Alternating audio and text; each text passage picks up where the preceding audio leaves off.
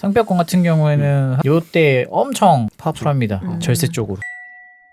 저도 이제 간단하게 준비한 게 있어서. 아, 있구만? 아니, 있구만이 아니라 내가 지금 말한 게 없어. 나 계속 질문만 하고. 유튜브 이 지식재산권과 관련해서는 시옷이 약하구만. 일단 가장 중요한 게 뭘 것 같아요? 지식재산권 하면 뭔가 야 진짜 몰라 그 얘기. 상표가 가장 중요한 거예요. 상표.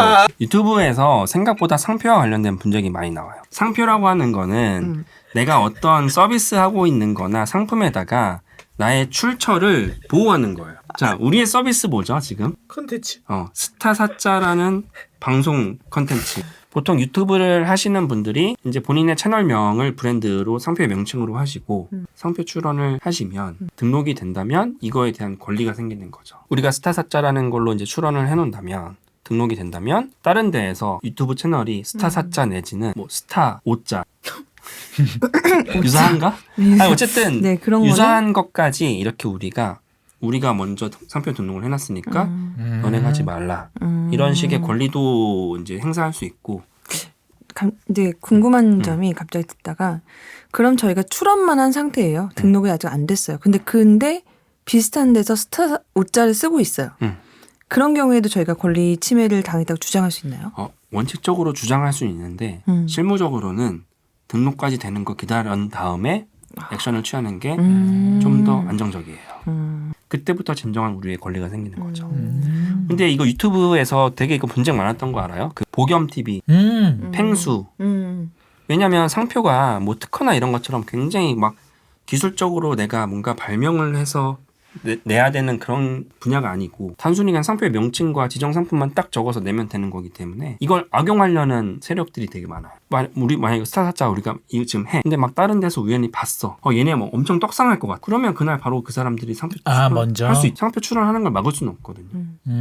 막 보겸팀이나 이런 것도 막 유명해졌는데 다른 데서 막 낸 거예요. 팽수도 그렇고. 그냥 전혀 상관없는 사람들이 그냥 자기 거라고 하고 출원을 한 거야. 근데 그런 거는 그냥 내 느끼기에 안 받아들여질 것 같아 나중에. 맞아요. 안 받아들여지긴 해요.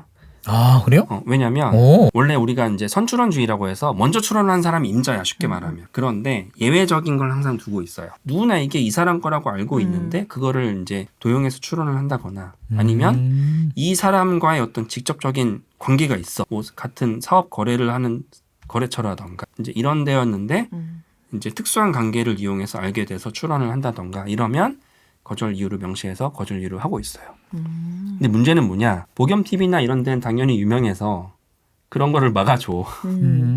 우리는 안 막아줘. 우리 구독자 이거밖에 안 되는데 이게 뭐 유명하다고 이제 이런 것들을 막아주지 않아요. 되게 그 요건이 엄격해. 뜰만한 채널에 찾아내서 상표를 먼저 해놓는 사람도 있겠네요. 그쵸? 일부러. 그러니까. 왜냐면은 상표 출원하는데 막 큰 돈이 들지는 않으니까 미리 그렇게 해놓고 떡상하면 그때는 내가 출원하거나 이제 등록할 당시에는 그렇게 유명하지 않았다. 제가 생각했을 때는 이제 만약에 저는 이런 주 약간 변호사로서 어떻게 생각하냐 뭐 이렇게 물어보면 이거에 나중에 저희가 스타사자 하는데 갑자기 누가 출원을 먼저 한 거예요. 하면은 난 바꿀 것 같아 그냥. 그냥 왜냐면은 이제 그런 것 같아요. 약간 그 브랜드 자체의 그 이름이 주는 힘도 있지만 사실은 이 콘텐츠에서는 이 세 명이 그렇지. 키잖아요.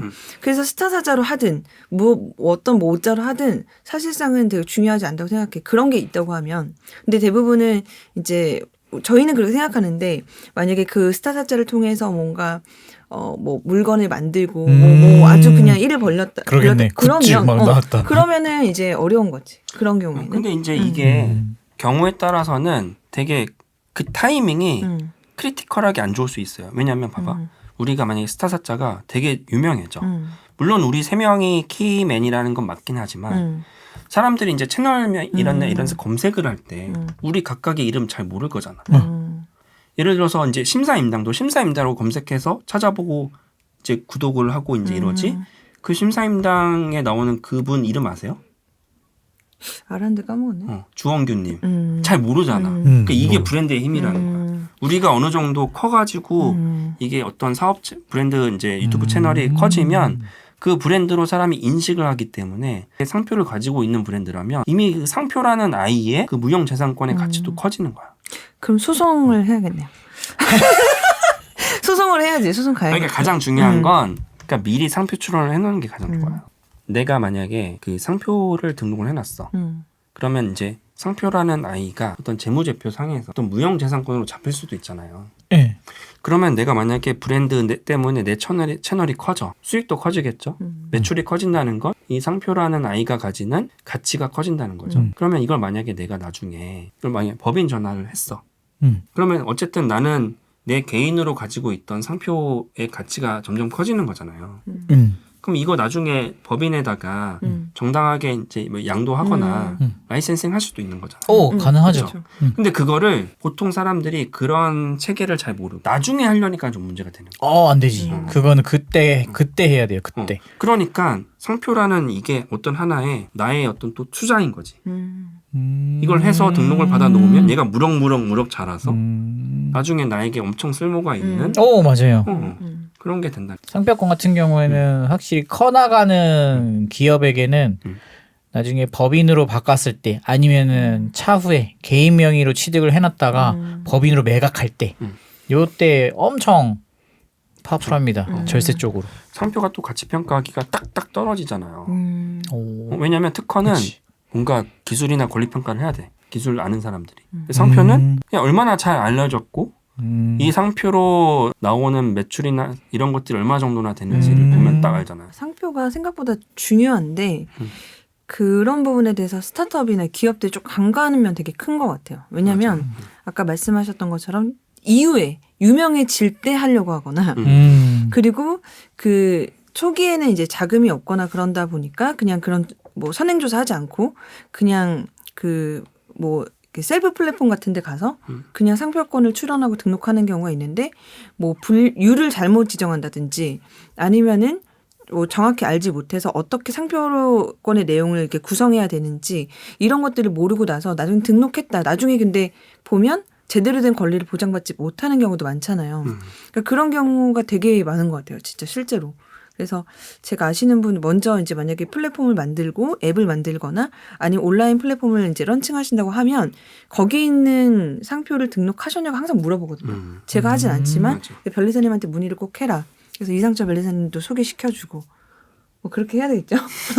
네. 그래서 일단 저는 그게 되게 중요한데 저한테도 그런 문의를 많이 하시긴 해요. 되게 중요한 부분인 것 같아요. 그래서 결론적으로 이제 상표는 이제 특히 이제 유튜브 하시는 분들은 내가 이거를 뭐 내용 증명 받지 않고 안전하게 방어적으로 할 수 있으면서 또 권리 침해를 물을 수도 있으면서 나중에 갔을 때 이 아이를 통해서 뭔가 재무나 어떤 절세나 이런 쪽으로도 굉장히 도움이 되는 맞아요. 그런 진짜 가성비 있는 지식재산권이거든요. 그래서 이런 부분 잘 알고 계시면 좋을 것 같아요. 상표권 괜찮네요. 아, 궁금한 게 가끔 생겼어. 네. 들어와. 동일한 상표권인데 네. 그러면 이 평가가 류마다 되는 건 아니죠? 류마다 될 수도 있어요. 아, 뭐 38류 여기에서 한 개, 뭐 46류 여기에서 한 개, 이게 따로따로도 될 수 있어요? 네. 어. 왜냐하면 그 류가 나타내는 게 단순히 숫자가 다름이 아니라 그 류가 예를 들어서 우리도 책에도 스타사자가 있고 이 방송통신 쪽에도 스타사자 따로따로 류가 이제 몇 류에서 다르잖아요. 그러면 우리가 방송 유튜브로 얻는 수익이 있을 수 있고 책으로 얻는 수익이 있을 수 있는데 그 두 개 가치가 다를 수 있겠죠. 아, 그럼 상표권 출원번호? 등록번호? 그럼 이것도 류마다 따로 나와요? 따로 나오게 할 수도 있고 한 번에 나오게 아, 할 나올 수도 수도 있어요. 있고. 그래서 그냥 한 번에. 따로따로 하는 게 여러모로 좋죠. 그럼 나중에 뭐 이걸 매각을 한다라고 했을 때도 따로따로 있어야 오히려 편한 그쵸. 거죠? 상표권에 대한 가치 그런 활용 방안을 잘 모르시는 분들이 많다 보니까 이거를 그냥 나중에 해도 되는 문제로 생각하시는 것 같아요.